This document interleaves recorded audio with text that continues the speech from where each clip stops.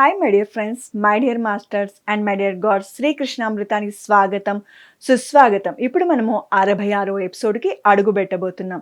మరి ఇటువంటి గొప్ప ధ్యాన జ్ఞాన మార్గాన్ని అందించినటువంటి మనందరి గురువైనటువంటి బ్రహ్మర్షి పితామహ పత్రిజీ గారికి, పత్రి మేడం గారికి, సాధానందయ్య గారికి కృతజ్ఞతలు చెప్పుకుంటూ, భగవద్గీతకు శ్రీకృష్ణ పరమాత్మని కృతజ్ఞతలు చెప్పుకుంటూ ఈరోజు ఒక అద్భుతమైన శ్లోకంతో మొదలు పెడదాం.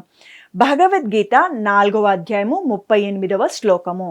నహి జ్ఞానేన సదృశం పవిత్రమిహ విద్యతే తస్వయం యోగ సంసిద్ధః కాలేనాత్మాని వింధతి. బీజాక్షరాలతో కూడుకున్నటువంటి శ్లోకాలు, చిన్న చిన్న పదాలతో పలికిస్తాను, శ్రద్ధగా పలకండి.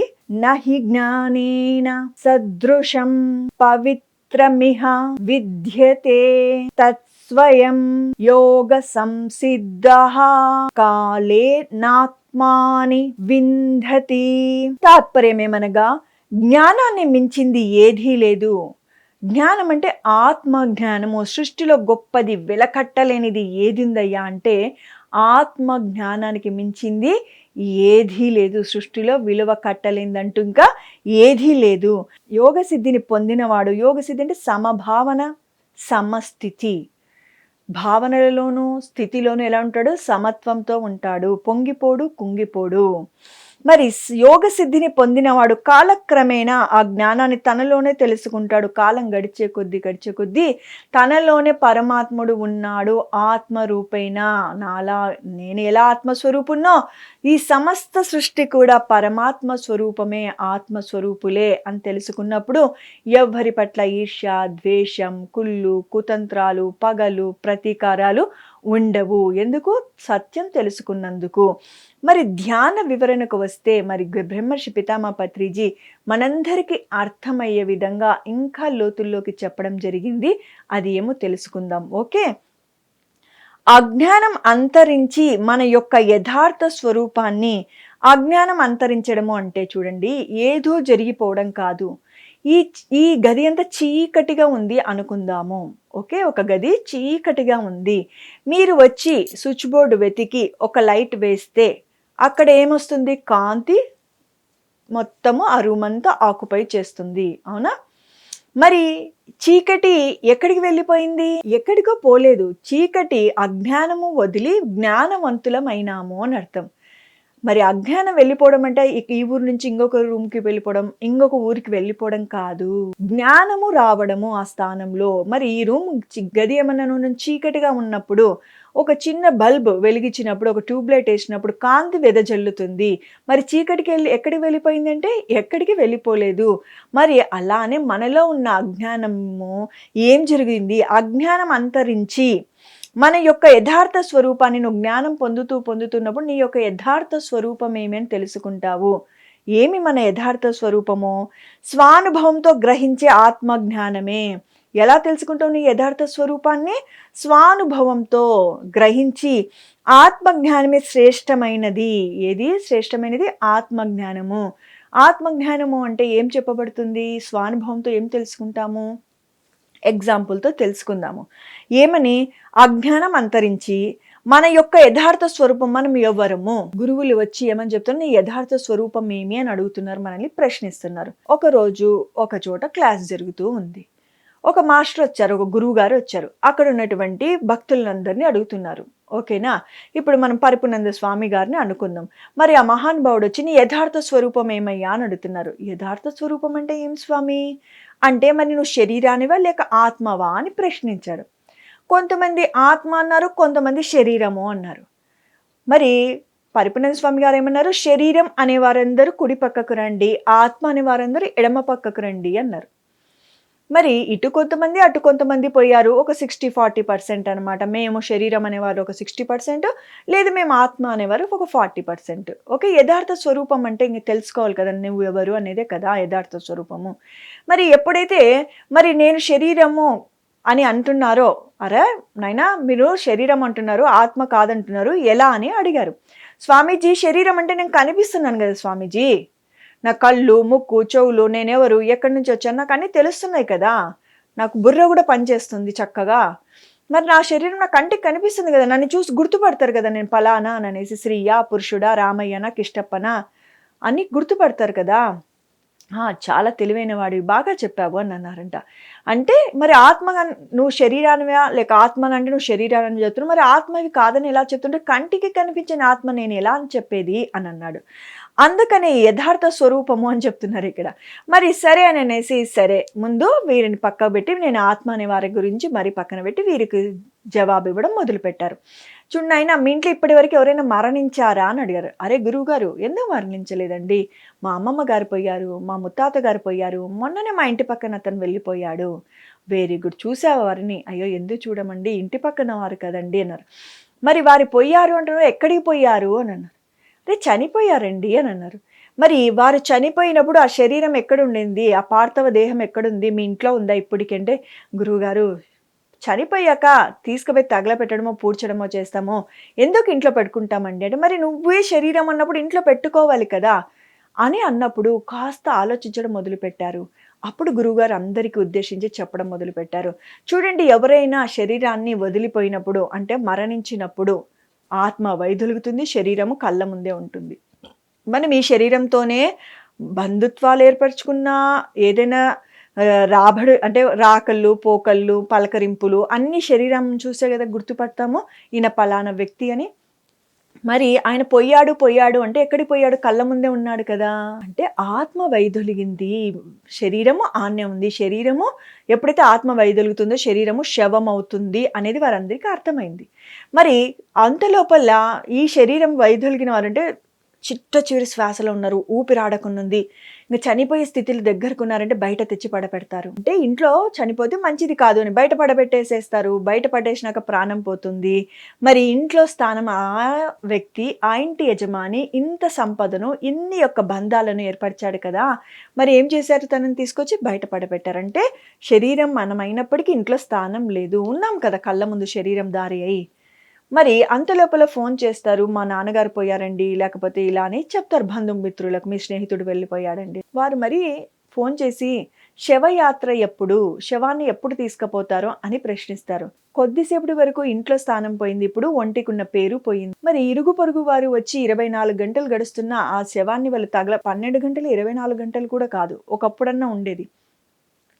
12 గంటలున్నా మరి తీయకపోతే వారి ఇంటి కుటుంబ సభ్యులకు ధైర్యం చెప్పి ఈరోజు వాళ్ళు మనము రేపమ్మ ధైర్యం తెచ్చుకోండి చేయాల్సిన కార్యక్రమాలు చేద్దాము అంటే ఓహో మేము పంపిలేము మేము వదలలేము అని అన్నారనుకోండి ఊరికి అరిష్టము అంటారు. మరి ఈ శరీరం చూసే వచ్చారు, పెద్ద మనిషి అన్నారు, సంతకాలు పెట్టించుకున్నారు, రోడ్లు వేపియాలన్నా, గుళ్ళో పూజలు చేపియాలన్నా, ఏమన్నా సంబరాలు చేయాలన్నా, మరి ఈ శరీరం ఇప్పుడు ఉండకూడదమ్మా, ఉంటే ఊరికి అరిష్టం అంటున్నారు. అంటే వీధిలో కూడా స్థానము పోయింది. మరి శవయాత్రకు ఎంతమంది పోతారు? వచ్చిన వాళ్ళందరూ పోతారా? ఏదో కొద్దిమంది పోతారు. ఆ కళ్ళపు దిబ్బల దగ్గర మరి కొద్దిమంది కనుమరుగవుతారు. ఓ 10 మందో, 5 మందో ఆ శ్మశానానికి వెళ్తారు. చిట్ట చివరికి కొడుకు కూడా ఏం చేస్తాడు? తల కొరివి పెట్టి తల వెనక్కి తిరగకుండా చూడకుండా వెళ్ళు నాయనా అని చెప్తాడు ఆ కాటి కాపరి. మరి ఇంటికొచ్చే లోపల తల్లి అడుగుతుంది, అన్ని కార్యక్రమాలు సక్రమంగా చేశారా నాయనా? మీ నాయనని బాగా సాగనంపారా? మరి నాన్న అంటున్నారు సాగనంపడం ఎందుకు? ఇంట్లో పెట్టుకోవాలి కదా! అంటే ఆ శరీరంలో ఉండే ఆత్మ వైదొలిగింది. మనమే శరీరం అయితే మనం ఇంట్లో పెట్టుకోవాలి కదా! అని ఇక్కడ అర్థం చేసుకోవాలి. మన యథార్థ స్వరూపం ఏది? శరీరం కాదు. ఎంత లోతుల్లోకి ఉంటుంది ఆత్మజ్ఞానము. ఇది తెలుసుకున్నాకనే మనిషి మారుతాడు. మానవుడు మాధవుడుగా అవ్వాలంటే తన యథార్థ స్వరూపం తెలుసుకోవాలి. శరీరం కాదు మరి తానెవరు? ఆత్మ అని వీరి దగ్గరకొస్తారు. మరి మనం ఆత్మస్వరూపులము. మరి వీరికి కూడా తెలియాలి కదా! శరీరం మొత్తానికి వాళ్ళకి ఒక క్లారిఫికేషన్ వచ్చింది. మనం శరీరం అయితే కాదు. మరి ఆత్మ అని కూడా గ్యారంటీ ఏం గురువుగారు అని ప్రశ్నించారు. మరి నువ్వే ఆత్మ అయితే మరి ఇంటికొచ్చినాక తల్లి ఏం చేస్తుంది? ఆత్మ శాంతి కోసం దాన ధర్మాలు చేస్తుంది. అదే పెద్ద మనిషి ఏదైతే ఆఫీస్‌లో జాబ్ చేస్తుంటాడో, ఊరి పెద్దగా ఉండింటారో ఆయనని గుర్తు చేసుకుంటూ మూడో రోజు 2 నిమిషాలు మౌనం పాటిస్తారు. ఆత్మ శాంతి కలగాలని పైకి ఇలా చేయి చూపిస్తారు. అంటే మొత్తానికి ఆత్మ ఉంది. పెత్తర్ల అమావాస్య రాని, తద్దినాలు రాని, కాశీకి పోని తద్దనాలు, తర్పణాలు చేస్తారు. ఆత్మ శాంతి కలగాలని. ఆత్మ అనేది ఉంది. భగవద్గీత కూడా చెబుతుంది శరీరం అశాశ్వతం, ఆత్మ శాశ్వతం. ఆత్మ నీటి చేత తడపబడదు, ఆయుధాల చేత చంపబడదు, అగ్ని చేత దహింపబడదు, గాలి చేత ఆరబట్టబడదు, ఆత్మకు చావు లేదు అని భగవద్గీత చెప్తుంది. దీన్ని బట్టి మనమందరము ఆత్మస్వరూపులము. ఈడ తెలుసుకోవాల్సిందేమి యథార్థ స్వరూపం ఏది? మనము ఆత్మస్వరూపులము అని. అజ్ఞానం అంతరించింది. ఎప్పుడు అంతరిస్తుంది? నిన్ను నువ్వు తెలుసుకున్నప్పుడు. మన యొక్క యథార్థ స్వరూపాన్ని స్వానుభవంతో, ఇప్పుడు స్వానుభవం కలిగిందా లేదా పరిపూర్ణానంద స్వామి వల్ల? ఎవరైతే శరీరం అన్నారో, ఎవరైతే ఆత్మ అన్నారో, మరి శరీరం అన్న వారికి మరి ఆత్మ నీ ఇంట్లో పెట్టుకున్నావా? మీ నాన్నగారిని, మీ తాతగారిని, మీ అమ్మమ్మ గారిని అంటే లేదండి అన్నావు. మరి నువ్వు శరీరధారివి కదా. నేను కంటికి కనిపించే శరీరాన్ని గురువుగారు, కంటికి కనిపించని ఆత్మను కాదు అన్నావు. అప్పుడు పరిపూర్ణానంద స్వామి ఏం చేశాడు? స్వానుభవం మీద తనకు కావాల్సినటువంటి యథార్థ స్వరూపాన్ని చూపించాడు. యథార్థ స్వరూపం ఏమి? శరీరము ఏదో ఒక రోజు వైదొలుగుతుందంటే, ఆత్మ వైదొలిగిందంటే శరీరాన్ని తీసుకపోయి నువ్వు తగలపెట్టేస్తావు లేదా పూడ్చిపెడతావు. ఆత్మ మాత్రము మరి ఉన్నత లోకాలకు చేరుకొని తన కర్మానుసారం మరి జన్మ, మరి రొటేషన్, గత శ్లోకాలన్నీ మీరు వింటే అర్థమైపోతుంది. ఓకే, స్వానుభవంతో గ్రహించే ఆత్మజ్ఞానమే సర్వశ్రేష్టమైనది. ఈ విషయాలన్నీ తెలుసుకున్నాక ఓహో నేను శరీరం కాదు ఆత్మని, శరీరం అశాశ్వతం, ఆత్మ శాశ్వతం అనేది స్వానుభవం అనమాట. మరి స్వానుభవంతో గ్రహించే ఆత్మజ్ఞానమే సర్వశ్రేష్టమైనది. ఎవరో చెప్తే ఏదో సరేలే మనం శరీరం కాదంట అనేదానికి ఇలా గురువుగారు కూర్చోపెట్టి ఒక కథ చెప్పి ఇద్దరిని వేరువేరుగా పట్టి ఎందుకు నువ్వు శరీరము, ఎందుకు నువ్వు ఆత్మ అన్ని రెండు రకాలుగా ఉదాహరణ చేపించి ఆత్మ ఏ విధంగా శ్రేష్టమైనది, ఆత్మకు చావు ఎందుకు లేదు, మరి ఆత్మకు ఎందుకు తద్దినాలు తర్పణాలు చేస్తున్నారు, ఆత్మ ఉందనా లేదనా డీప్ ఎక్స్ప్లెనేషన్ చేసినాక ఎవరికైనా అనుమానం ఉంటుందా? ఉండదు. ఇది వేరొకరు మనకు ఇచ్చేది కాదు. ఏది? ఆత్మజ్ఞానము. మన యొక్క స్వప్రయత్నం వల్ల ఆత్మజ్ఞానం ఒకరు పట్టమ్మని ఒక వస్తువు లాగానో ఒక ఆస్తి లాగానో నీకు ఇది నా నుంచి ఇది నీకు ప్రాప్తిస్తుందని ఇచ్చేది కాదు. ఇది వేరొకరు మనకి ఇచ్చేది కాదు. ఏ దానిని? ఆత్మజ్ఞానాన్ని. మన యొక్క స్వప్రయత్నం వల్ల, మన సాధన వల్ల మాత్రమే మనకి సిద్ధిస్తుంది. స్వప్రయత్నం వల్ల రోజు ధ్యానం చేస్తూ చేస్తూ చేస్తూ చేస్తూ ఉంటే జ్ఞానం అనే అగ్ని ప్రజ్వరిల్లుతుంది. సత్యాన్ని నువ్వు అర్థం చేసుకుంటావు, సత్యంలో జీవించగలుగుతావు. మన సాధన వల్ల మాత్రమే మనకు సిద్ధిస్తుంది. ఈ విషయంలో గురువులు సహాయకారులుగా మాత్రమే ఉపయోగపడతారు. ఓహో, ధ్యానం వల్ల మనం మారిపోతామా? సరే, మనము ఏ గురువు దగ్గర పోతామని పరిగెత్తుతాము. కానీ శ్రీకృష్ణ పరమాత్మ చక్కగా వివరిస్తున్నాడు. ఈ విషయంలో గురువులు సహాయకారులు మాత్రమే.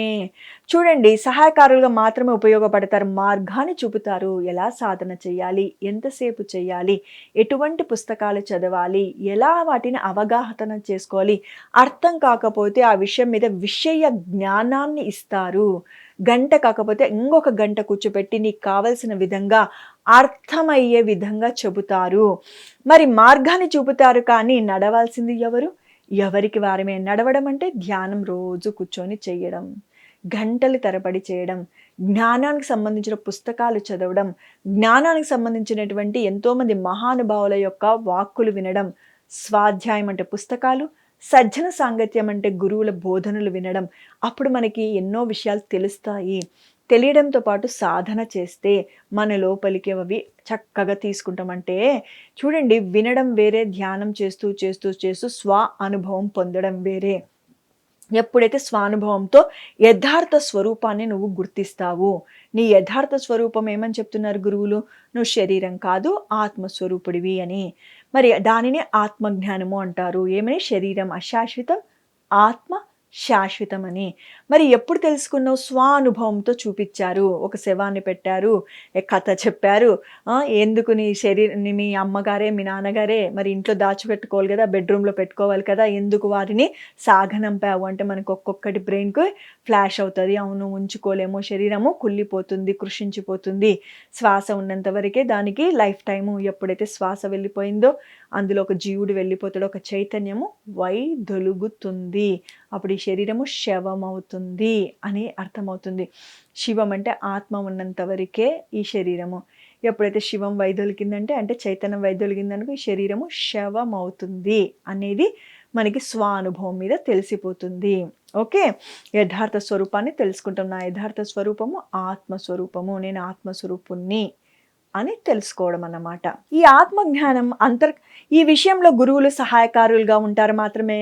మరి వారు దారిని చూపిస్తారు కానీ వారి మీద కూర్చోపెట్టుకొని నాయనా ఈ పలానా చోటికి పోదాము నీకు అంత ఈ జ్ఞానం అంతా వస్తుందని చెప్పరు. ఈ విషయంలో గురువులు సహాయకారులుగా మాత్రమే ఉపయోగపడతారు. మార్గాన్ని చూపిస్తారు.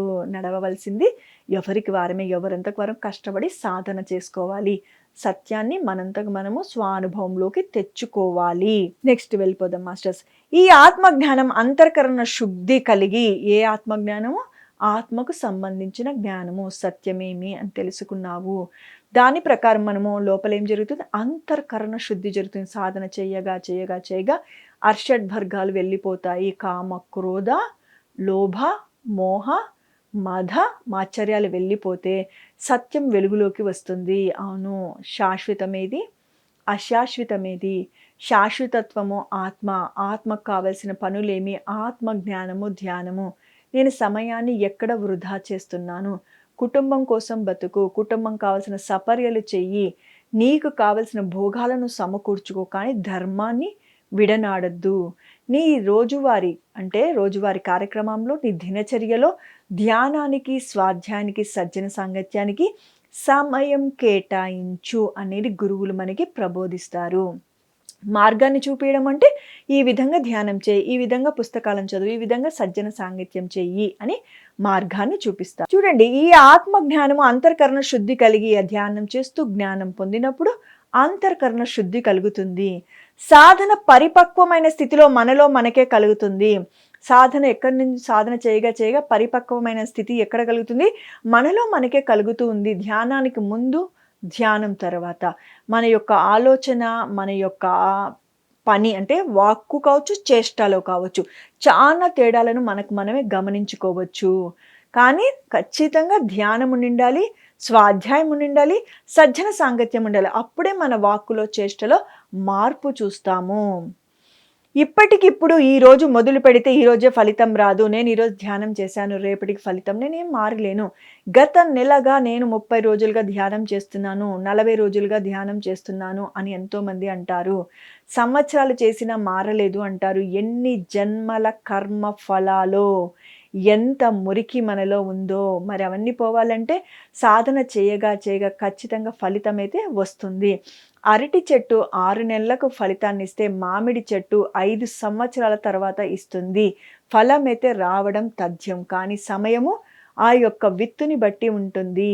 మరి అలానే మనము కూడా ఏ జన్మల్లో ఎన్నెన్ని పాపాలు చేశామో, ఎన్నెన్ని కర్మలు చేశామో, ఎన్ని చెయ్యకూడని దుష్కర్మలు చేశామో, మరి ఈ జన్మలోనే ఇప్పుడే అన్ని మటుమాయమవు. కానీ ప్రయాణం మొదలు పెడితే ఏదో ఒక రోజు గమ్యమైతే ఖచ్చితంగా చేరి తీరుతాము. నేను నెల రోజులు ధ్యానం చేశాను, 2 నెలలు ధ్యానం చేశాను, మానేస్తాను అంటే ఎవరు చేసుకున్న కర్మకు వాళ్ళే బాధ్యులమవుతాము.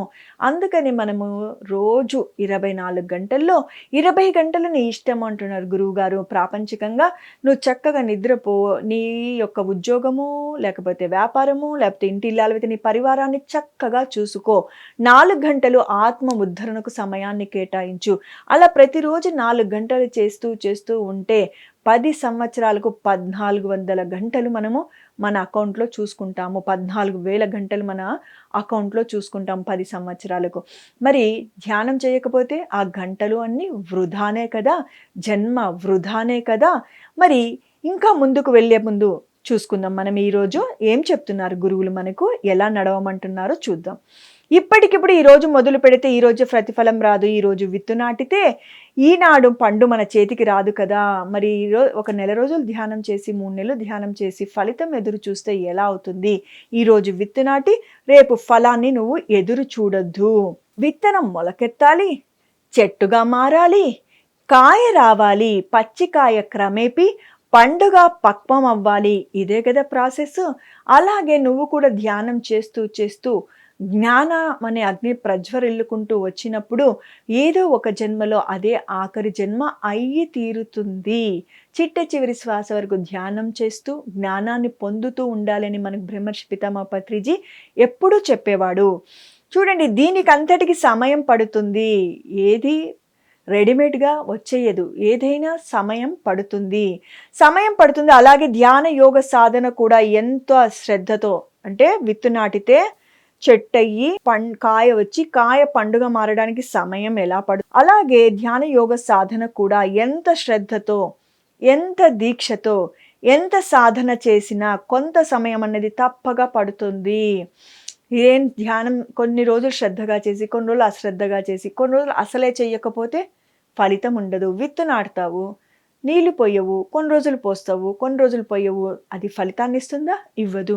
చక్కగా విత్తు నాటి ప్రతిరోజు ఎంత అవసరమో అంత నీళ్లు పోస్తూ, ఏవి అంటే జంతువులు ఏవి తినకుండా వాటికి సంరక్షిస్తూ, కొంచెం వాటికి చక్కగా మనము కావలసిన ఎరువులు వేస్తూ సంరక్షిస్తుంటే ఆ చెట్టు మంచి ఫలితాన్ని ఇస్తుంది. అలానే ధ్యానము అనుదినము చేస్తూ ఉండాలి. ఎంత చేస్తే అంత ఫలితము వస్తుంది. త్వరితగతిన వస్తుంది. చెట్టుకు నీళ్ళు అధికంగా పోస్తే విత్తు మొలకెత్తదేమో కానీ ధ్యానము గంటలు గంటలు గంటలు తరబడి చేసేటోళ్ళు ఈ జన్మే ఆఖరి జన్మ చేసుకున్న వాళ్ళు ఎంతోమంది ఉన్నారు. రమణ మహర్షి, రామకృష్ణ పరమహంస, వివేకానందుడు, యోగానంద వీరందరూ కూడా, బ్రహ్మర్షి పితామహ పత్రిజీ వీరందరూ కూడా ఈ జన్మే ఆఖరి జన్మ చేసుకోవడానికి కారణం వారు చేసిన సాధన. ఎంత శ్రద్ధతో, ఎంత దీక్షతో, ఎంత సాధన చేసినా కొంత సమయం అన్నది తప్పక పడుతుంది. మరి అందుకే సమయమే సాధన అన్నాం. గురుగారు ఏమంటున్నారు? ఎంత సాధన చేసినా కొంత సమయం అన్నదైతే తప్పక పడుతుంది. అందుకే కదా సమయమే సాధన అన్నారు. నువ్వు సమయాన్ని కేటాయించబోయ్ అని అన్నారు. ఈ యొక్క శ్లోకం యొక్క సారాంశం అంతా ఏమంటే మనం తెలుసుకునేది మరి జ్ఞానానికి మించింది ఏదీ లేదు. యోగశుద్ధిని పొందినవాడు కాలక్రమేణా ఈ జ్ఞానాన్ని తనలోనే తెలుసుకుంటాడు. భగవంతుడు ఎక్కడో లేడు, నాలోనే ఉన్నాడు. నేను ఎలా జీవించాలి, ఎలా జీవించకూడదు అని తెలుసుకుంటాడు. మరి ధ్యానం చేస్తేనే తన స్వస్వరూపాన్ని, యథార్థ స్వరూపాన్ని గుర్తించగలడు. ఒకరు చెబితే నమ్మడం కాదు. గురువు అనేవాడు మార్గాన్ని చూపిస్తాడు. నడవాల్సింది మనమే. ఎవరైతే సాధన చేస్తారో వారికి వారి యొక్క యథార్థ స్వరూపాన్ని వారు తెలుసుకోగలరు. ఆత్మానందాన్ని, ఆత్మానుభూతిని పొందగలరు అన్ని విషయంలో ఎన్నో చక్కటి విశేషాలు మనము ఇక్కడ తెలుసుకున్నాము. మరి విత్తు నాటితే రేపే పండు రాదు, సమయం పడుతుంది కదా. మరి చెట్టుగా మారి కాయలు పూసి కాయలు పండ్లుగా మారడానికి ఎలా సమయం పడుతుందో అలానే ధ్యానము శ్రద్ధతో, ఇష్టంతో, నమ్మకంతో, విశ్వాసంతో చేయాలి. ఎంత శ్రద్ధతో, ఎంత దీక్షతో, ఎంత సాధన చేస్తామో మరి కొంత సమయం అయితే పడుతుంది. కొంత సమయం అన్నది తప్పక పడుతుంది అని అర్థము. చాలామంది ధ్యానం చేస్తున్నప్పుడు కౌన్సిలింగ్లో అడుగుతారు, మేడం మేము సంవత్సరం అయింది, 4 సంవత్సరాలైంది అని. ఆ ధ్యానం అంతా ఎలా చేస్తుంటారో తెలుసా? అపనమ్మకంతో చేస్తుంటారు. ధ్యానానికి కూర్చున్నంతసేపు ఏం చేస్తారు తెలుసా? అరే వారికి జరిగాయి, వీరికి అనుభవాలు వచ్చాయి, నాకు అనుభవాలు రావడం లేదు అని అనుకుంటాము. ఆలోచన రహిత స్థితే ధ్యానంలో కూర్చోవాలంటే ఏమి? ఆలోచనలు లేకుండా కూర్చోవాలి. శ్వాసను గమనించాలి, ఆలోచనలను కట్ చేయాలి. నువ్వు ఒకరితో అనవసరం నమ్మకం కుదరదు. ఏవైనా కానీ మనకి క్షణాల్లో మన చేతుల్లో పడిపోవాలనేది మన మానవుల యొక్క మైండ్ సెట్. మరి ఇవన్నీ జరగాలంటే సహనం ఉండాలి. సహనమే ప్రగతి అనేవారు పత్రి గారు. ఎవరికైతే సహనం ఉంటుందో వాళ్ళు ప్రగతిని సాధిస్తారు అని అర్థం. చిన్న పిల్లవాడు, నేను నిన్న మొన్న కూడా చెప్పుకున్నాం భగవద్గీత శ్లోకాల్లో, ఒక మంచి డాక్టర్ అవ్వాలన్నా, కలెక్టర్ అవ్వాలన్నా, లేకపోతే ఒక సైంటిస్ట్ అవ్వాలన్నా ఎన్ని సంవత్సరాలు కష్టపడాలి, కృషి చేయాలి, ఆహర్నిశలు కష్టపడితే కానీ ఆ స్థాయికి ఎదగడు. ఒక్క ఆర్గానిక్ స్పెషలైజేషన్ అవ్వడానికే, ఒక సంస్థకు కలెక్టర్ అంటే జిల్లాలో ఉన్నటువంటి విషయాలు తెలుసుకోవడానికే.